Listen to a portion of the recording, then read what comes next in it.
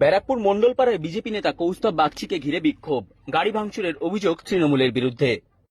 নিশিদিন diagnostic centre, এ complete diagnostic solution. আমাদের ঠিকানা 144/1 central road, Anandapuri, Barrackpore, Kolkata 122। আমাদের যোগাযোগ 9875338719।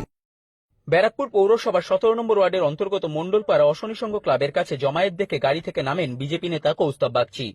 সেই সময় তাকে ঘিরে ধরে বিক্ষোভ দেখাতে থাকে স্থানীয় বাসিন্দারা।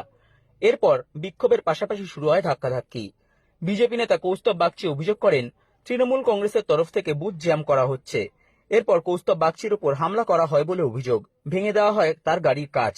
ঘটনাস্থলে খবর পেয়ে উপস্থিত হন টিটাগড় থানার বিশাল পুলিশ বাহিনী এবং কেন্দ্রীয় বাহিনী। তারা জমায়েত সরিয়ে দেন। সংবাদ মাধ্যমের মুখোমুখি হয়ে বিজেপি নেতা কৌস্তব বাগচি ও ব্যারাকপুর পৌরসভার 17 নম্বর ওয়ার্ডের পৌরপিতা তথা তৃণমূল কংগ্রেস নেতা শেখ রাজা জানান, এইখানে বারংবার ধরে অভিযোগ আসছে, বুথ জ্যাম করা, সমস্ত 28 টাকার পাউচের উপর সব মুখে বন্ধ। এখানে সমস্ত এখানে দাঁড়িয়ে অশান্ত করার চেষ্টা করছে। ভোটারদের ভোট চলে যাওয়া হচ্ছে না তৃণমূলের তরফ থেকে। জায়গায় জায়গায় অশান্তি করা হচ্ছে। 16, 17, 18 নম্বরের বিভিন্ন জায়গায় এরা এখানে এই